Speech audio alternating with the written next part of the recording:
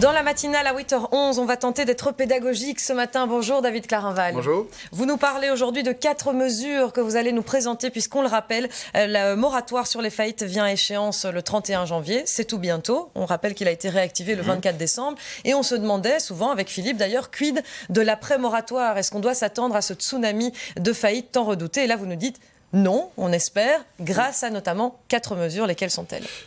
En effet, il y a aujourd'hui 85 000 entreprises qui sont en danger, selon Grédon, puisque ce sont des entreprises qui étaient saines avant la crise et qui, à cause de cette crise, risquent d'être en faillite parce que ils ont des problèmes de solvabilité. Donc là, on ne parlera que des entreprises saines avant la crise. Donc ici, la PRJ, la nouvelle PRJ, la procédure de réorganisation judiciaire, qui va remplacer le moratoire faillite, et sur lequel je travaille avec Vincent Van Quickenborn, eh bien, ce nouveau système va permettre d'une part aux PME de pouvoir accéder.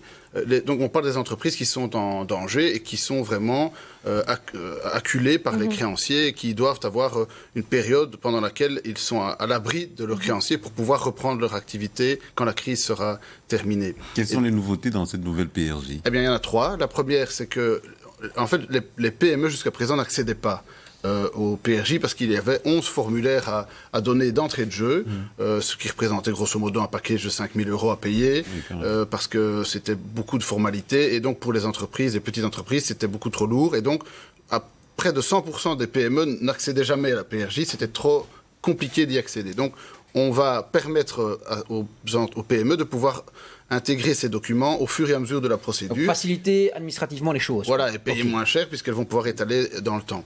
Ensuite, on va donner des exonérations fiscales aux créanciers qui acceptent de diminuer leurs créances, puisque on demande aux créanciers de voir qu'ils abandonnent soit les accessoires de leurs créances, soit de diminuer le principal même de la créance.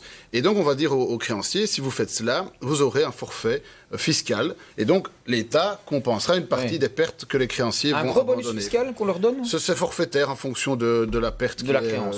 Voilà. Et puis alors, on s'est inspiré d'un système américain qui a d'ailleurs été utilisé par Le Pain Quotidien récemment, de telle sorte à ce que on puisse... vous savez, quand une entreprise dit qu'elle va en PRJ, ça affole souvent les créanciers. Tout de suite, et donc tous les créanciers veulent récupérer leurs sous. C'est l'antichambre de la faillite, quoi. Et voilà. Et donc au lieu de protéger l'entreprise, ça la coule. Et donc on va permettre à un spécialiste de pouvoir, avant l'annonce, de préparer le terrain, de faire un paquet avec les créanciers de manière très discrète, de telle sorte à ce que quand on annonce la PRJ, elle est déjà concrètement ficelée, et on peut la couler directement par une décision du tribunal, de telle sorte à ce qu'il n'y ait plus cette panique, puisque tous les créanciers ont déjà été prévenus, il y a déjà des accords, et donc très rapidement, on a cette décision qui permet... Peut-être nous rappeler la durée de la PRJ, ça peut s'étaler sur combien de temps? Certaines PRJ durent 1 an, hein, donc... Et à l'issue de cette PRJ, d'office, l'entreprise est à nouveau solvable? Disons que si elle a su se tirer son épingle du jeu. Oui, premièrement, et si le médiateur, ce sont souvent des comptables, des experts comptables, des avocats, ont pu obtenir des réductions de créances de la part des créanciers privés, mais aussi de l'État, parce que le fisc, l'ONSS sont évidemment partis à la cause. Donc, nous espérons qu'avec ces 3 mesures-là, on va pouvoir quand même sauver une partie de ces entreprises en danger. Juste un petit mot sur les bénéficiaires. Vous évoquiez ce chiffre, 85 000 entreprises, vous disiez, saines déjà avant la crise. Comment est-ce qu'on a évalué les entreprises qui peuvent bénéficier de cette nouvelle PRJ? Eh bien, c'est l'entreprise Grédon, mais c'est aussi la Banque nationale qui ont, par des modèles mathématiques, étudié qu'il y avait en effet, grosso modo, 20% des entreprises, toutes catégories confondues, qui étaient saines avant la crise et qui aujourd'hui sont en danger. Mais si vous grattez un peu les chiffres, vous allez constater qu'en fait, ces 20% sont variables en fonction du secteur dans lequel vous vous trouvez. Dans l'ORECA, on a évidemment peut-être 40 ou 50% des entreprises. 50% des entreprises, vous dites dans l'ORECA, on a des chiffres qui sont assez affolants. Hein. On est plutôt autour de 40%, tandis que dans la construction, par exemple, on a peut-être que 10 ou 5%. Donc 20%, c'est une moyenne, tout secteur confondu. Et quand est-ce que cette PRJ, cette nouvelle, va être en vigueur? Donc le texte est passé au Conseil des ministres. Il est aujourd'hui sur la table du Parlement. Nous allons utiliser un amendement à une proposition de loi de Benoît Piedboeuf, de telle sorte à ce qu'on puisse très rapidement la voter, probablement la semaine prochaine en plénière, et pouvoir immédiatement la mettre en activité. Concrètement, qu'est-ce qui change en fait entre cette PRJ et l'ancienne? C'est plus accessible, c'est moins cher et c'est plus facile administrativement? Et alors, vous avez aussi cet avantage fiscal qui permet aux créanciers de pouvoir faire porter une partie de ces créances. Et on sait combien ça va coûter à l'État, justement, cet avantage fiscal que vous allez octroyer? Non, parce qu'on n'a pas vraiment encore une estimation claire. Mais il y a une enveloppe qui a été prévue pour ça? Disons que ça ne va pas coûter de l'argent, ce sont des rentrées en moins. En moins pour l'État fiscal, oui. Et qu'est-ce que vous avez... On voit bien que maintenant, la PRJ, vous avez prévu quelque chose pour les indépendants, les PME? Disons que la première partie qui vise à supprimer toutes ces barrières à l'entrée, ça permet surtout aux PME de pouvoir entrer, parce que c'était elles qui étaient bloquées par ces... Et des mesures spécifiques pour les PME en dehors de cette PRJ? Qu'est-ce que vous avez prévu? En dehors de la PRJ, il y a d'autres mesures que, notamment, on a prises cette semaine pour pouvoir aider les entreprises. Permettez-moi tout d'abord de dire un petit mot pour les indépendants. On a mis à l'ordre du jour du Conseil des ministres aujourd'hui la prime pour les infirmiers, infirmières, indépendants. Il faut savoir que Frank Vandenbroek avait pris l'initiative d'octroyer une prime aux infirmiers, infirmières salariés. Donc moi, j'ai demandé à ce qu'il y ait la même chose pour les indépendants. Ça représente beaucoup de monde, ça? Les infirmiers ça représente plusieurs milliers de personnes. Ça représente en tout cas 15 millions, un effort de 15 millions pour l'État fédéral. Et cette prime, elle est évaluée à combien? Parce qu'on se souvient de la prime de 300 € qui avait fait un peu rire jaune sur les bancs des infirmiers. Ce sont les mêmes montants, c'est 985 € brut. Donc c'est clair que ce sera moins. Et c'est une prime en one shot. C'est one shot et c'est en fait proportionnel au nombre d'actes qui sont faits par ces infirmiers indépendants pendant un laps de temps. Donc c'est une moyenne. Je pense que la plupart des indépendants qui travaillent à domicile ou en hôpital vont pouvoir bénéficier de cette prime. Juste avant de passer aux deux autres mesures, sur la PRJ encore, on sait que le secteur Horeca rencontre notamment des difficultés à rencontrer le soutien des banques. Là, vous dites les entreprises qui ont été ciblées par ces 85 000, ce chiffre des 85 000, elles seront d'office soutenues? Non, en fait, il faut que l'entreprise fasse une démarche. Donc, ce n'est pas l'État qui décide telle entreprise va en PRJ. Ce sont les entreprises qui, à un moment donné, elles sentent que la pression des créanciers devient trop importante. Elles voient, par exemple, qu'elles ne peuvent toujours pas travailler. Imaginez une entreprise dans l'événementiel, par exemple, qui ne peut pas organiser de spectacle. Elle sait très bien que pendant encore plusieurs mois, elle ne peut pas organiser de spectacle, donc elle n'aura pas de rentrée. Mais par contre, elle constate que les créanciers deviennent de plus en plus agressifs. Et donc, elle se met sous la protection de la PRJ pendant 6 mois, mettons, ou 6 mois, un an, quoi. Et pendant ce temps-là, les créanciers ne peuvent plus être agressifs à son égard, entamer de procédure.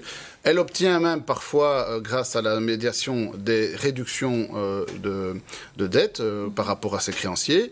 Et quand la période sera plus propice, elle reprend ses activités et elle rembourse ses créanciers à ce moment-là. Mais ce qu'on se demande quand même, c'est si finalement ce tsunami de faillite qu'on attend aujourd'hui n'est pas juste reporté à janvier prochain. Mais disons que ce n'est pas la seule mesure qui est prise par l'État pour soutenir les entreprises en difficulté. Il y a évidemment des mesures de soutien financier qui seront encore apportées dans les semaines qui viennent. Et ça, on a encore les poches bien pleines en Belgique pour pouvoir les financer, ces aides-là. Alors tous les internautes demandent où l'État belge trouve l'argent et où les créanciers trouvent-ils de l'argent. C'est une vraie question, David.